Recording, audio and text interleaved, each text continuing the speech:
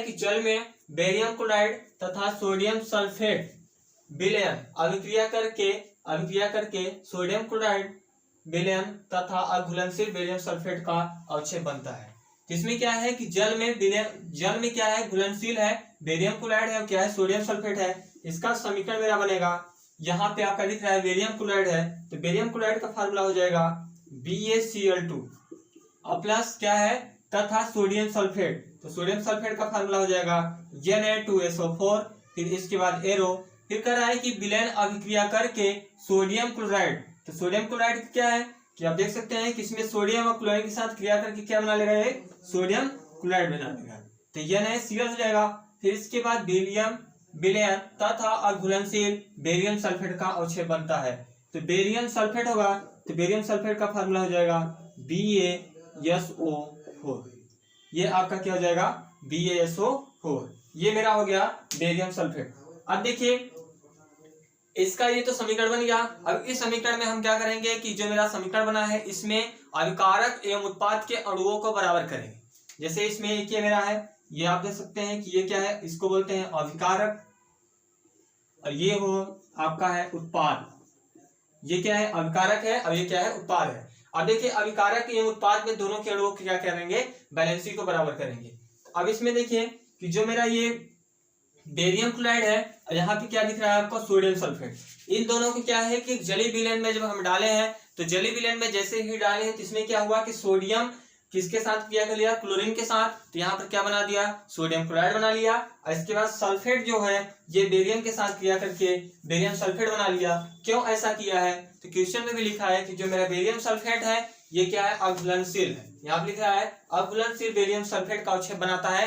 तो barium sulphate क्या होता है, पानी में घुलनशील नहीं होता है, जिससे कि सोडियम क्लोराइड क्या होता है, सोडियम और क्लोरीन पानी में घुलनशील होते हैं, जिसको नमक बोलते हैं। ये घुल के क्या बना लेते हैं, NaCl बना लेते हैं। आपका बेरियम सल्फेट का क्या प्राप्त होता है, अवक्षेप प्राप्त होता है।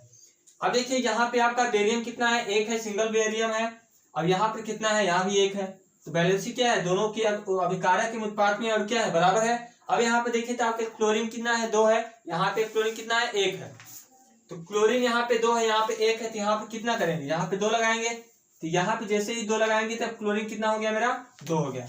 अब देखिए जैसे ही क्लोरीन 2 हुआ तो सोडियम भी 2 हो जाएगा, क्योंकि सोडियम के आगे भी 2 लगा है। तो पहले क्लोरीन की वैलेंसी बराबर कर लेते हैं, तो क्लोरीन कितना हुआ, 2 हुआ, तो यहाँ भी क्लोरीन कितना है, 2 है। अब देखिए फिर इसके बाद यहाँ पे सोडियम देखें, सोडियम कितना है, यहाँ पे 2 सोडियम है, सोडियम भी आपके कितने हो गया, 2 हो गया। सल्फर यहाँ कितना है, 1 है, यहाँ भी सल्फर आपके कितना है, 1 है। इसके बाद ऑक्सीजन यहाँ कितना है, 4 है, जहां भी ऑक्सीजन कितना है, 4 है। तो यहाँ पे आप देख सकते हैं कि मेरा जो बैलेंसी है ये पूरी तरह से क्या है, बराबर हो चुकी है। तो अब इसमें अगर हम ये देखें, जो इसका मेरा दूसरा क्वेश्चन है, दूसरा क्वेश्चन को मैं देखता हूं कि दूसरा क्वेश्चन इसका क्या है।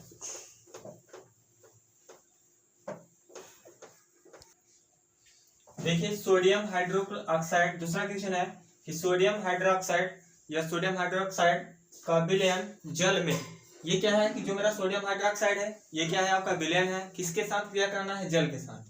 जल में हाइड्रोक्लोरिक अम्ल के विलयन, जल में हाइड्रोक्लोरिक अम्ल के विलयन जल में से अभिक्रिया करके सोडियम क्लोराइड का विलयन तथा जल बनाते हैं।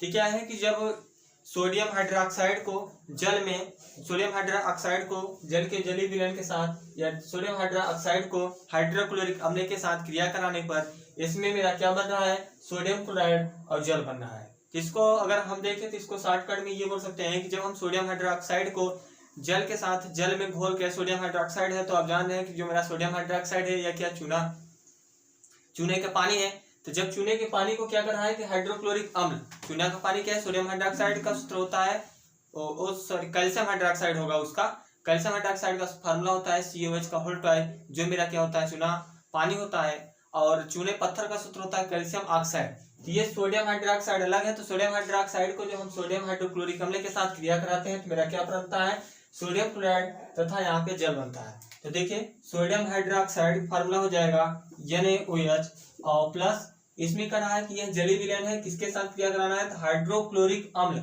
हाइड्रोक्लोरिक अम्ल का फार्मूला क्या हो जाएगा HCl। तो जब सोडियम हाइड्रोक्साइड को जलीय विलयन, सोडियम हाइड्रोक्साइड के जलीय विलयन में हाइड्रोक्लोरिक अम्ल के साथ क्रिया कराने पर क्या बन रहा है, क्रिया करके अभिक्रिया क्रिया करके सोडियम क्लोराइड का विलयन, तो सोडियम क्लोराइड का विलयन हो जाएगा NaCl और प्लस जल बनता है, तो जल का फार्मूला हो जाएगा H2O। तो देखिए यहाँ पे आपका सोडियम 1 है, यहाँ भी सोडियम 1 है, वैलेंसी बराबर है इसकी। ऑक्सीजन यहाँ पे 1 दिख रहा है, यहाँ भी ऑक्सीजन 1 दिख रहा है। हाइड्रोजन यहाँ पर कितना है, 1 ऑक्सीजन, 1 हाइड्रोजन यहाँ भी है, 1 हाइड्रोजन यहाँ है, तो 1 1 2 हाइड्रोजन इधर भी है, 2 हाइड्रोजन यहाँ भी है। क्लोरीन आपके यहाँ भी Cl है, यहाँ भी क्लोरीन क्या है, Cl है। तो आप देख सकते हैं कि ये मेरा जो क्वेश्चन था तीसरा का सेकेंड पार्ट था। तीसरे क्वेश्चन में 2 क्वेश्चन था, फर्स्ट और सेकेंड, तो ये सेकेंड था। सेकेंड को आप देख लिए कि जो मेरा क्या था कि सोडियम हाइड्रोक्साइड को हाइड्रोक्लोरिक अम्ल के साथ अगर जलीय विलयन में क्रिया कराएंगे तो मेरा क्या बनेगा। तो यहाँ पर देखिए जब हम सोडियम हाइड्रोक्साइड को जलीय विलयन में उसके साथ घोल में जैसे ही उसके साथ डालेंगे तो इसमें क्या होगा कि सोडियम क्लोराइड क्या होता है, आप जानते हैं सोडियम क्लोराइड क्लोरीन के साथ क्रिया करेगा क्योंकि यह अभिक्रियाशील होता है। इसके साथ क्रिया करके यहाँ क्या बना लेगा, नमक। ये सोडियम क्लोराइड क्या है, नमक है, नमक बना लेगा और इसके बाद इसके कुछ क्या है, जलीय विलयन यहाँ पे प्राप्त होंगे। तो चलिए अब नेक्स्ट क्वेश्चन देखते हैं इसके।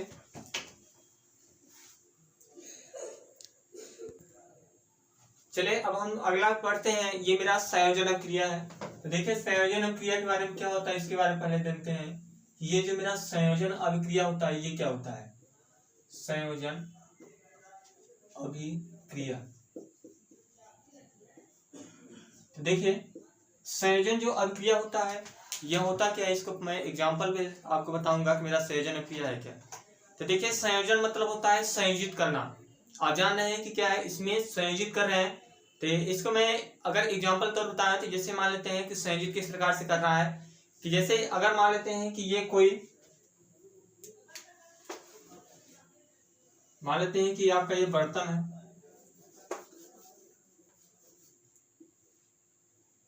ये कढ़ाई है और इसमें हमें क्या करना है, कुछ खाने वाला पदार्थ बनाना है।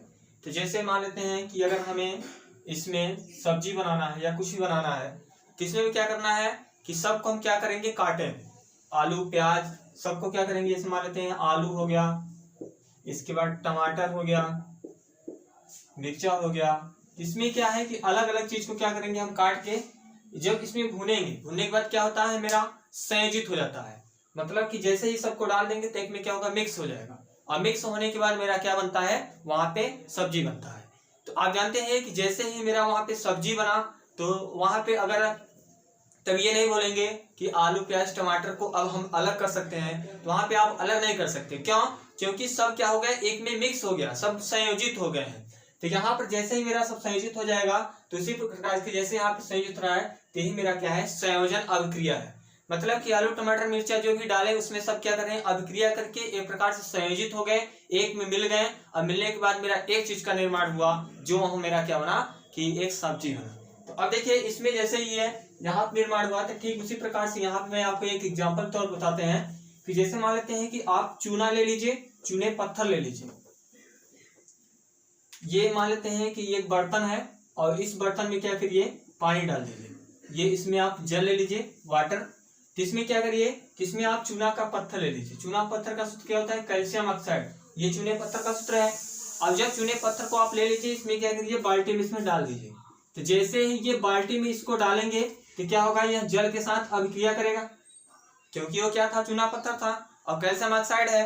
कैल्शियम ऑक्साइड क्या होगा कि जैसे ही जल के साथ यहाँ पे अभिक्रिया करेगा तो ये क्या बना लेगा, कैल्शियम हाइड्रोक्साइड बना लेगा, CaOH का होल्ड है।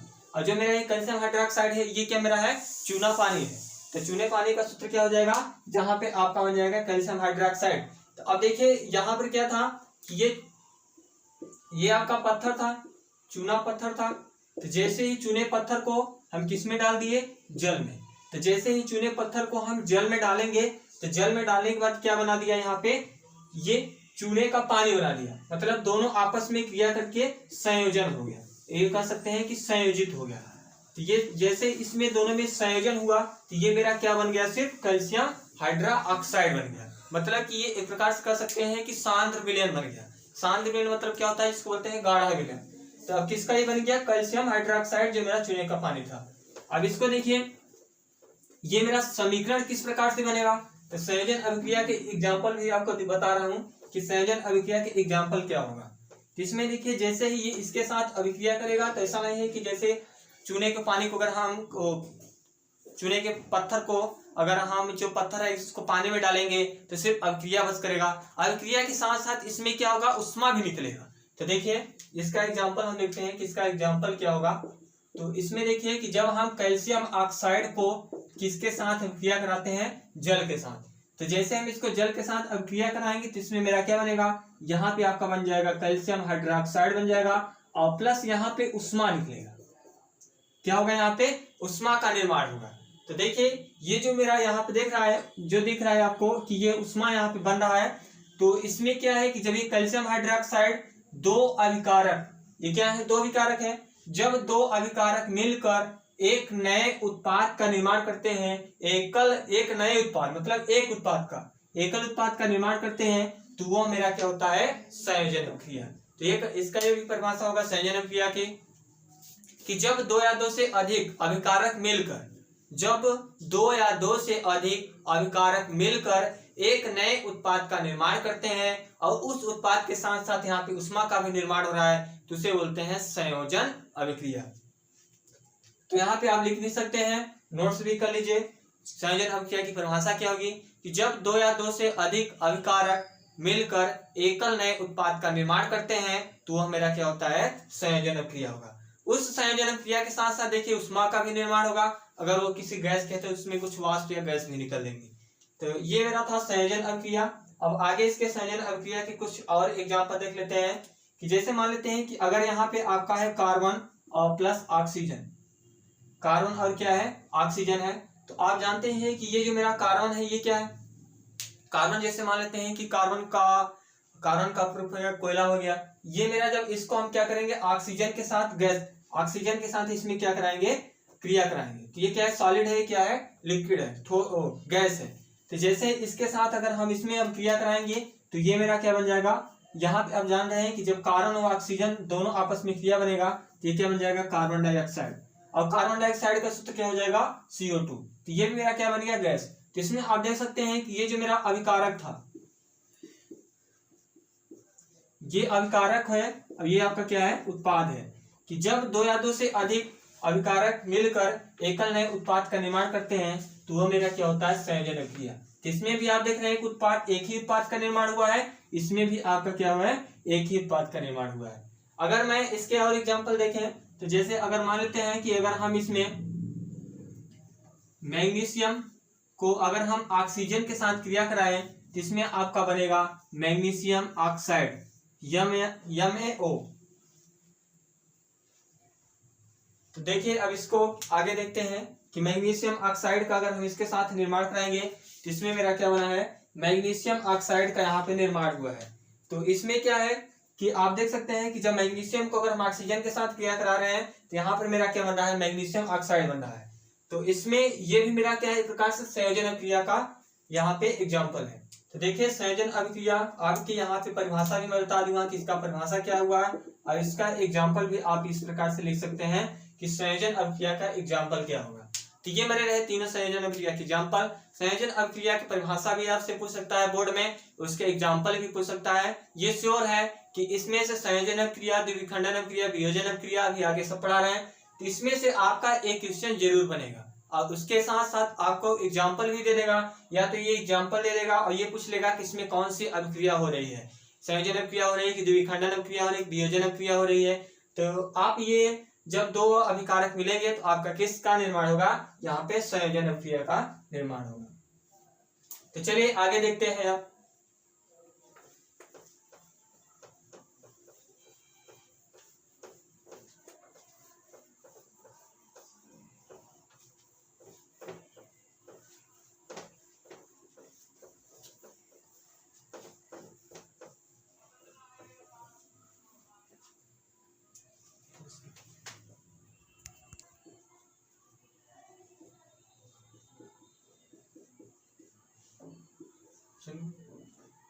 देखिए संयोजन अभिक्रिया किसमें एक आप दो एग्जाम्पल बताते हैं, उसके साथ साथ क्या होता है संयोजन अभिक्रिया का। यहाँ पे अगर आप परिभाषा लिखना चाहें तो लिख सकते हैं संयोजन अभिक्रिया कि जब दो या दो से अधिक अभिकारक मिलकर एक नए उत्पाद का निर्माण करते हैं प्लस उसके साथ साथ उत्पाद के साथ साथ किसका भी निर्माण होगा, उष्मा का निर्माण होगा। तो ये ध्यान रखिएगा कि एकल उत्पाद का निर्माण होगा, एकल उत्पाद के साथ साथ उष्मा का भी निर्माण होगा, उष्मा का भी निर्माण होगा। मतलब एकल उत्पाद के साथ साथ क्या होगा, उष्मा का भी निर्माण होगा। तो वो मेरा क्या होगा, संयोजन अभिक्रिया। जैसे अभी आपको एग्जांपल बताएं कि कैल्शियम ऑक्साइड को जब आप जल में अभिक्रिया कराएंगे तो क्या बन जाएगा, कैल्शियम हाइड्रोक्साइड, और प्लस आपका क्या बनेगा, उष्मा का निर्माण होगा।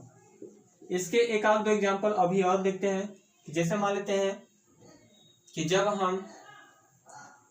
जब मेथेन को अगर हम ऑक्सीजन के साथ क्रिया करा दें, मेथेन का फार्मूला आपका होता है CH4, अगर इसको हम ऑक्सीजन के साथ इसमें क्रिया करा दें क्या बनेगा, कार्बन डाइऑक्साइड, प्लस इसमें क्या बनेगा, जल, प्लस इसके साथ किसका निर्माण होगा, उष्मा का। अब यहाँ पे आप देख सकते हैं कि ये क्या मेरा बना, यहाँ पर एकल उत्पाद का निर्माण हुआ, लेकिन यहाँ पे कितने उत्पाद का निर्माण हो गया, 2 उत्पाद का निर्माण हुआ। लेकिन उसके साथ साथ इसमें किसका निर्माण हो रहा है, उष्मा का भी निर्माण हो रहा है। तो ये भी मेरा क्या है, ये संयोजन अभिक्रिया किसके एग्जाम्पल है। तो चले आइए अब हम लोग पढ़ते हैं, संयोजन अभिक्रिया हो गया। अब पढ़ते हैं हम लोग वियोजन अभिक्रिया। मेरा वियोजन अभिक्रिया के एग्जाम्पल किस प्रकार से होगा और वियोजन अभिक्रिया की मेरा परिभाषा क्या होगा। तो कोशिश करेंगे कि मैं जैसे यहाँ पे लिखे संयोजन अभिक्रिया, ठीक उसी प्रकार से इसके वियोजन अभिक्रिया के भी आपके यहाँ पे क्या करेंगे, परिभाषा के साथ साथ उसको पढ़ाएंगे। तो चलिए वियोजन अभिक्रिया का एग्जाम्पल लिखते हैं।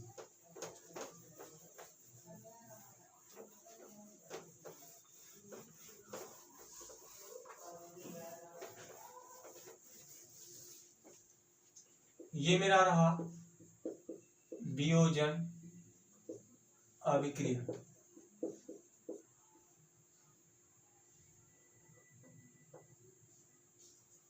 देखिए वियोजन अभिक्रिया का परिभाषा क्या होगा, और वियोजन अभिक्रिया ये प्रकार से, ये क्या है आपका अपघटन है। तो देखिए वियोजन अभिक्रिया का अगर आप परिभाषा लिखना चाहें तो परिभाषा भी लिख सकते हैं कि देखिए वियोजन अभिक्रिया की परिभाषा कि जब अभिकारक, एकल अभिकारक मिलकर अलग अलग उत्पाद का निर्माण करते हैं तो मेरा क्या होगा, वियोजन अभिक्रिया होगा।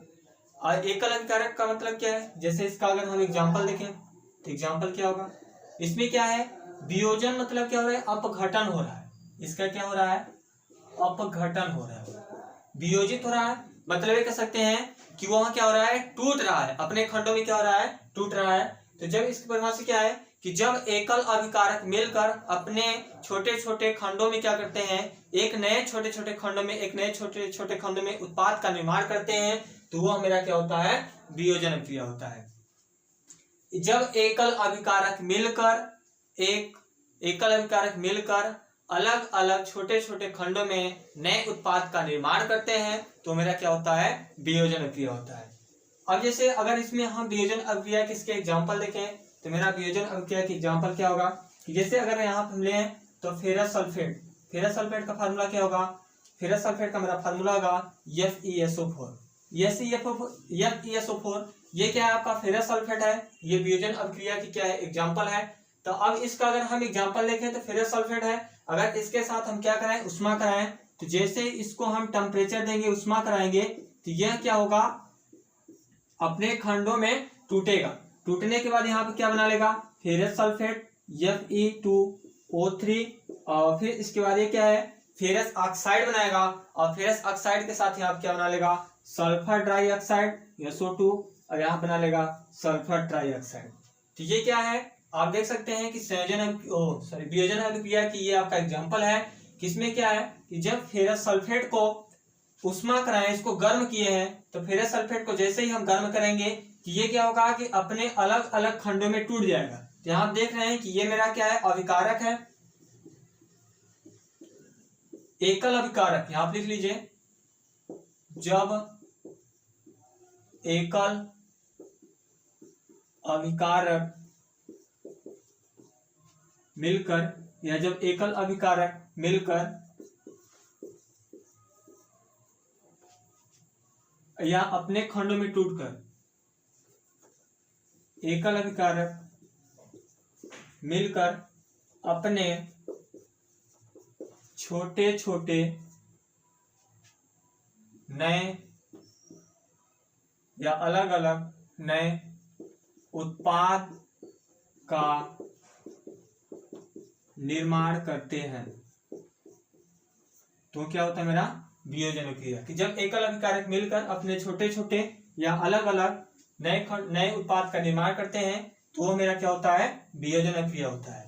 तो ये था कि जब फेरस क्या है, जब फेरस ऑक्साइड को इसमें क्या करेंगे गर्म करेंगे तो इसमें क्या बनेगा फेरिक ऑक्साइड, और इसके बाद ये मेरा क्या हो जाएगा सल्फर डाइऑक्साइड और सल्फर ट्राइऑक्साइड। ट्राई में क्या है 3 कार्बन है, डाई में क्या है 2, डाई में 2 ऑक्सीजन है, ट्राई में क्या है 3 ऑक्सीजन है। तो ये क्या है फेरस सल्फेट है, फेरस सल्फेट और फेरिक ऑक्साइड, ये जब इसके साथ क्रिया कराएंगे तो बनेगा। तो इसमें देखिए आगे इसके हम बैलेंसी को बराबर करें तो इसमें क्या आप देख रहे हैं कि इसमें आयरन 2 है, 1 है, यहाँ पे आयरन कितना है 2 है, तो यहाँ भी 2 लगा देंगे। तो जैसे यहाँ पे 2 लगाएंगे तो यहाँ भी 2 हो गया। ऑक्सीजन आपका यहाँ पे कितना है 3 2 5 5 3 8 ऑक्सीजन है, तो यहाँ भी कितना हो गया 4 दूना 8 ऑक्सीजन हो गया। सल्फर यहाँ कितना है 1 दूना 2, तो 2 सल्फर यहाँ भी है 1 और 1। तो ये था मेरा वियोजन अभिक्रिया। अब इसमें देखिए कुछ वियोजन अभिक्रिया के और इसके एग्जाम्पल दिखाते हैं कि आपको इसमें वियोजन अभिक्रिया के किस प्रकार से और एग्जाम्पल है। इसमें अगर हम ले तो कैल्शियम कार्बोनेट है CaCO3 को अगर हम क्या करें गर्म करें तो इसमें क्या होगा कैल्शियम ऑक्साइड और ये होगा कार्बन डाइऑक्साइड। तो देखिए ये जो मेरा है ये है आपका चूना पत्थर है, ये भी क्या है चूना पत्थर है। तो अब देखिए इसको हम क्या करेंगे जब गर्म करेंगे उष्मा करेंगे इसको हीट करेंगे तो क्या होगा कि यहाँ वियोजन होगा। जैसे ये मतलब इसको गर्म करेंगे तो क्या होगा वियोजन होकर टूट जाएगा अपने खंड में। तो जैसे अगर हम एग्जांपल देखें तो मान लेते हैं जैसे ये एक पत्थर है, अगर इस पत्थर पर हम किसी चीज से हथौड़े से क्या करें चोट मारे, इसको जब हम पीटेंगे तो क्या होगा टूटेगा। तो अपने खंडों में जैसे अभी अगर देखें तो ये क्या है एक है तो इसमें क्या होगा कि जैसे इसको हम पीटेंगे तो जब इसको हम पीटेंगे तो इसमें क्या होगा टूटेगा। तो ये खंडों में पूरी तरह से क्या होगा भंगुर होगा टूट जाएगा। तो टूटने के बाद क्या होगा कि ये छोटे छोटे खंडों में इस प्रकार से टूट जाएगा।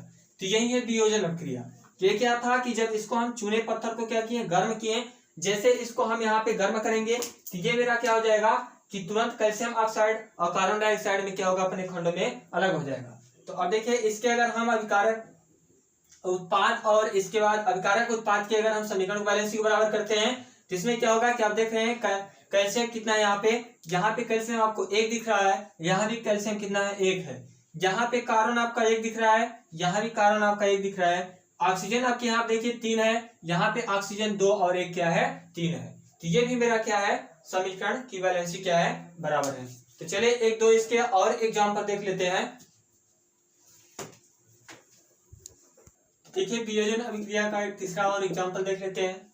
वियोजन अभिक्रिया अब घटन हो रहा है टूट रहा है, तो इसमें देखिए क्या होगा जैसे यहाँ पर हम लिख ले लेड नाइट्रेट, लेड का फॉर्मूला क्या होगा PbNO3 का होल ट्वाइस, PbNO3 का होल ट्वाइस। लेड नाइट्रेट को हम क्या करेंगे गर्म करेंगे, थोड़ा इधर से लिखते हैं।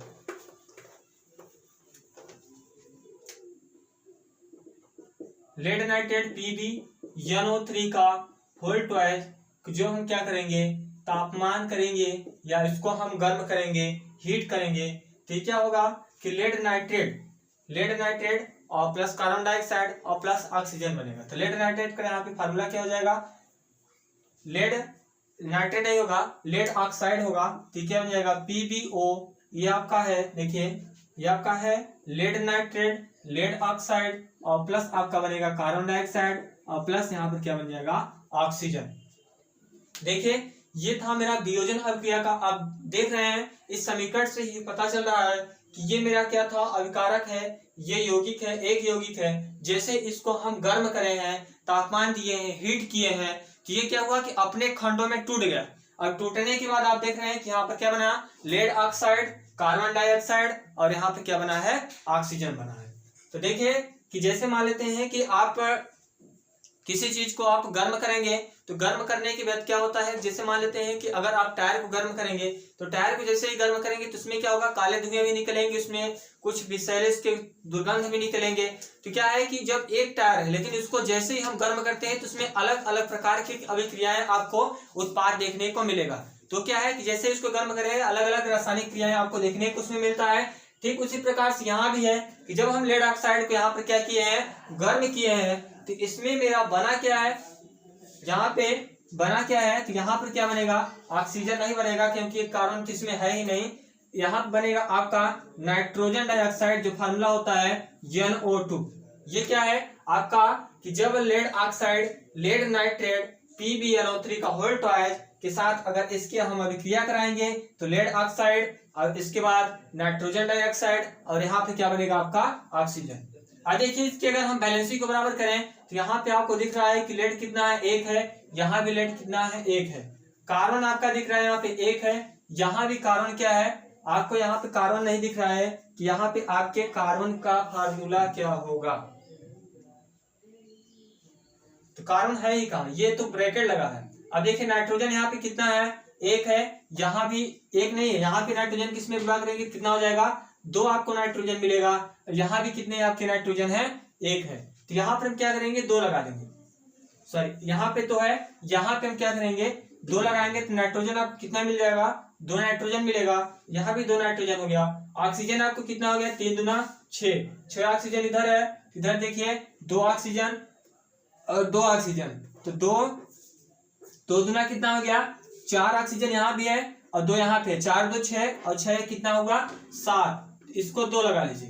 तो जैसे यहाँ पे हम 2 लगाएंगे तो ऑक्सीजन कितना हो गया, 2 ऑक्सीजन और 2 दूना 4, 4 2 6, 6 2 8, तो यहाँ पे कितने ऑक्सीजन आपको हो गए, 8 ऑक्सीजन उधर हुआ।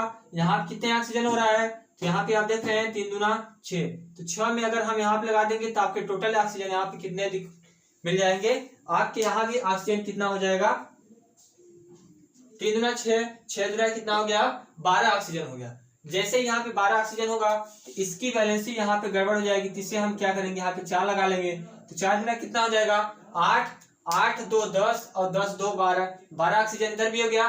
नाइट्रोजन आपका कितना हो गया, 4 नाइट्रोजन हो गया, तो 4 नाइट्रोजन यहाँ भी है और इसमें आप देखेंगे तो 2 में इसका गुणा करेंगे तो 2 नाइट्रोजन यहाँ हो जाएगा।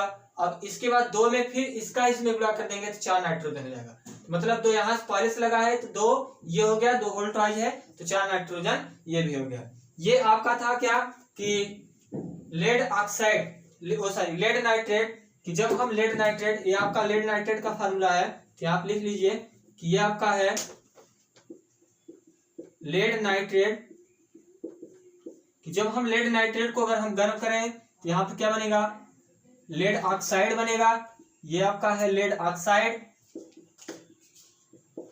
लेड ऑक्साइड, और ये है नाइट्रोजन डाइऑक्साइड, तो इसको हम लिख सकते हैं कि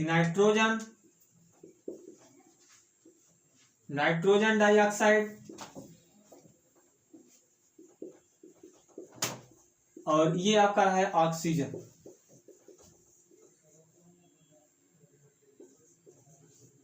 ठीक है, मेरा रहा वियोजन अभिक्रिया के तीसरे एग्जांपल।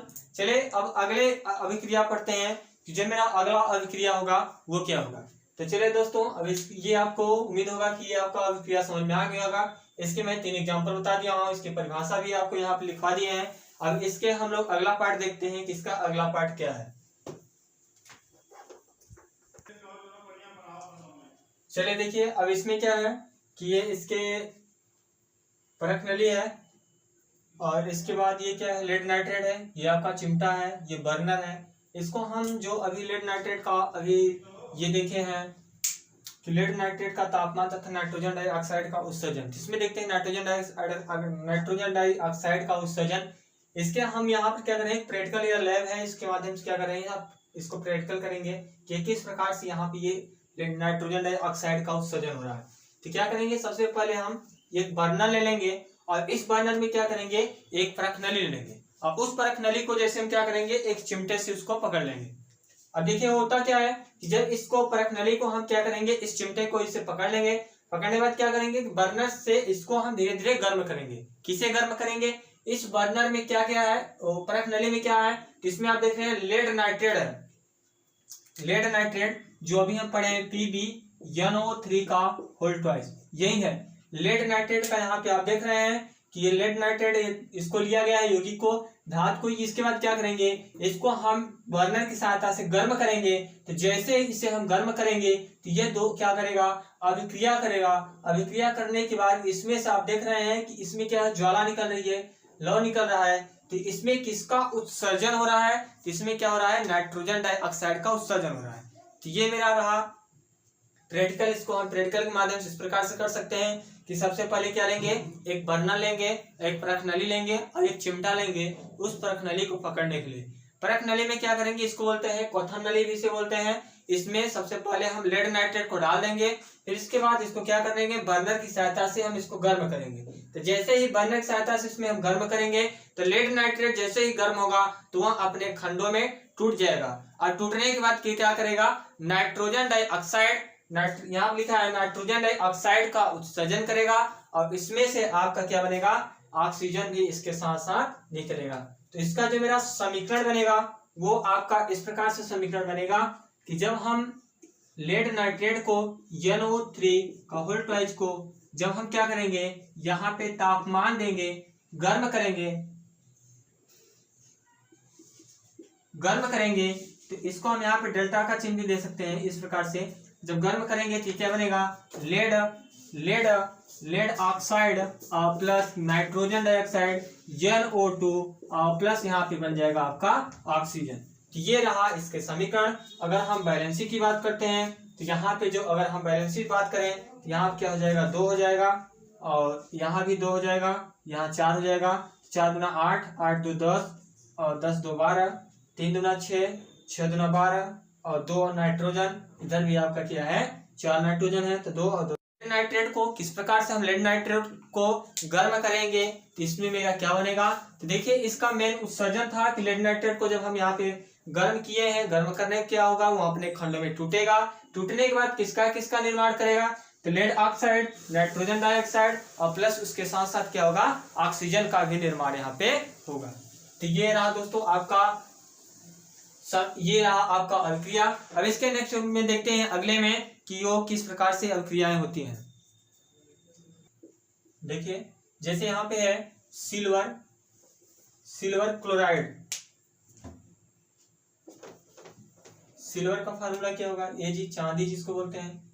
सिल्वर क्लोराइड को अगर हम क्या करेंगे, गर्म करेंगे, सूर्य का ताप देंगे, सूर्य का टेम्परेचर देंगे, सूर्य के तापमान में क्या करेंगे, इसको हम गर्म करेंगे। देखिए क्या होगा कि जैसे मान लेते हैं कि ये आप एक प्लेट ले लिए और इस प्लेट में क्या किए, ये सिल्वर क्लोराइड ले लिए और ये मान लेते हैं कि आपका ये खिड़की है और ये खिड़की खुला हुआ है इस प्रकार से। तो अब क्या है कि इसमें से धूप आ रही है, प्रकाश आ रही है, बाहर सूर्य है, ये सूर्य है, अब इसमें से क्या है कि धूप आ रही है। तो ये जैसे ही इस प्लेट में पड़ेगा तो क्या होगा कि जो मेरा सिल्वर क्लोराइड है ये जैसे इस पर धूप में पड़ेगा तो इसमें से क्या होगा, क्लोरीन गैस उड़ना शुरू कर देगा। इसमें से क्लोरीन गैस क्या होगा, बाहर निकलना शुरू कर देगा और ये मेरा बन जाएगा, जो यहाँ बनेगा सिल्वर आपका अलग हो जाएगा और क्लोरीन आपका अलग हो जाएगा। तो ये क्या है कि जब अब इसके रंग में क्या होगा, परिवर्तन हो जाएगा। जैसे मान लेते हैं कि आप कपड़े को पानी में भिगो लीजिए, तो जैसे ही कपड़े को पानी में भिगोएंगे, भिगोने के बाद क्या होगा, उस कपड़े को आप सीखो मतलब कि धूप में डालेंगे। धूप में डालेंगे किसके लिए, सुखाने के लिए। तो जैसे इसको धूप में डालेंगे तो इसमें से अगर पानी निकल रहा है, धीरे धीरे क्या होगा, ये आपका कपड़ा पूरी तरह से सूख जाएगा। तो सूख गया, इसमें से पानी क्या होगा, अलग हो गया और मेरा कपड़ा क्या हो गया, पानी से अलग हो गया, वो सूख गया। तो ठीक इसी प्रकार से यहाँ पर भी है कि जब इसको हम क्या करेंगे, सिल्वर क्लोराइड को, सिल्वर में चांदी को हम क्या करेंगे, इस क्लोरीन में मिलाकर मिश्रण करके उसके साथ अगर इसमें हम प्लेट में रखेंगे तो प्लेट में जैसे ही रखेंगे तो जैसे ही धूप की प्रकाश, सूर्य की प्रकाश की किरण इस पर पड़ेगी तो इसमें से क्या होगा, आपका चांदी तो वहीं पर रह जाएगा, लेकिन इसमें से जो क्लोरीन की मात्रा होगी वो क्या होगा, आपका अलग हो जाएगा। तो ये मेरा रहा कि सिल्वर क्लोराइड को जब सूर्य के प्रकाश की उपस्थिति में रखने पर ये क्या होता है, सिल्वर अलग हो जाता है और क्लोरीन आपका यहाँ पर क्या होगा, अलग हो जाएगा। अब इसके हम बैलेंसी को बराबर करते हैं तो ये बैलेंसी सिल्वर हमारा क्या है, यहाँ पे लिखा रहेगा यस, तो उसका मतलब सॉलिड होगा, और अगर यहाँ पे यह लिखा है तो ये लिक्विड होगा, वो गैस है। अब देखिए इसकी अगर हम बैलेंसिंग बराबर करें तो यहाँ पे चांदी क्या है, 1 है, यहाँ भी चांदी 1 है। क्लोरीन यहाँ पे कितना हो गया है, 2, यहाँ पे क्या लगा देंगे 2, तो जैसे ही 2 लगाएंगे तो चांदी भी मेरा क्या हो जाएगा, 2 हो जाएगा, और क्लोरीन भी यहाँ पर क्या हो गया, 2 हो गया। इसका अगर ये इसी के स्थान पर सिल्वर क्लोराइड को अगर हम न लेकर, क्लोरीन को न लेकर अगर हम सिल्वर ब्रोमाइड ले लें तो तब मेरा क्या समीकरण बनेगा, तो उसका देखिए कि जब यहाँ पर हम क्या लिख लिए, सिल्वर ब्रोमाइड AgBr, Ag क्या ले लिए, Br। अब इसी को अगर हम सूर्य के प्रकाश की उपस्थिति में गर्म करें, उसी की उपस्थिति में, कि मतलब कि जब हम चांदी को ब्रोमीन के साथ, यहाँ पे किसको, चांदी को किसके साथ क्रिया कराएं, क्लोरीन के साथ गर्म करके सूर्य के प्रकाश की उपस्थिति में रखें तो चांदी अलग हो गया, सिल्वर अलग हो गया। जैसे ही चांदी को अगर हम ब्रोमीन के साथ, ब्रोमीन की उपस्थिति में, ब्रोमीन के साथ मिश्रण करके सूर्य के प्रकाश की उपस्थिति में इसको हम रखेंगे तो यहाँ भी क्या होगा, आपका चांदी अलग हो जाएगा और ब्रोमीन भी आपका यहाँ पर क्या हो जाएगा, अलग हो जाएगा। तो ये क्या है, आपका Br2 बनेगा। तो अगर इसके हम बैलेंसिंग के बराबर करें, समीकरण को संतुष्ट करें, इसके समीकरण का विकारक एवं उत्पाद में, तो यहाँ पे चांदी आपको 1 दिख रहा है, यहाँ भी चांदी 1 है, चांदी की वैलेंसी बराबर है, सिल्वर हमारा बराबर है। लेकिन अगर हम ब्रोमीन की बात करते हैं तो ब्रोमीन यहाँ पर 1 है, यहाँ पे आपको ब्रोमीन कितने दिख रहा है, 2 दिख रहा है। तो इसमें क्या करेंगे, 2 यहाँ भी लगा देंगे, 2 यहाँ भी लगा देंगे, 2 यहाँ लगा दिए तो क्या हो गया, चांदी सिल्वर भी मेरा 2 हो गया और यहाँ भी 2 हो गया, ब्रोमीन भी आपके यहाँ पर कितने हो गए, 2 हो गए। तो चलिए दोस्तों, ये रहा मेरा आज वियोजन क्रिया, संयोजन क्रिया हम पढ़ लिए हैं। अब अगले नेक्स्ट वीडियो में हम लोग पढ़ेंगे विस्थापन अभिक्रिया, कि जो मेरा विस्थापन अभिक्रिया होता है वो किस प्रकार से इसकी अभिक्रिया होती है। और इसमें हम लोग कुछ और पढ़ेंगे कि जल के विद्युत अपघटन, कि जल में किस प्रकार से मेरा विद्युत का चालन होता है, कि जैसे एल्कोहल विलयन है या किस प्रकार से गाढ़ा विलयन है, तो उसमें जल में किस प्रकार से हमारा विद्युत चालन करता है, जल में प्रकाश की चाल कितनी होती है, तो कुछ इसके बारे में हम लोग आगे पढ़ेंगे। और विस्थापन क्रिया, तो दोस्तों इस वीडियो को ज्यादा से ज्यादा शेयर करें और इसके बाद लाइक करें और कमेंट जरूर करके बताएं कि आपको ये वीडियो कैसा लगा। धन्यवाद।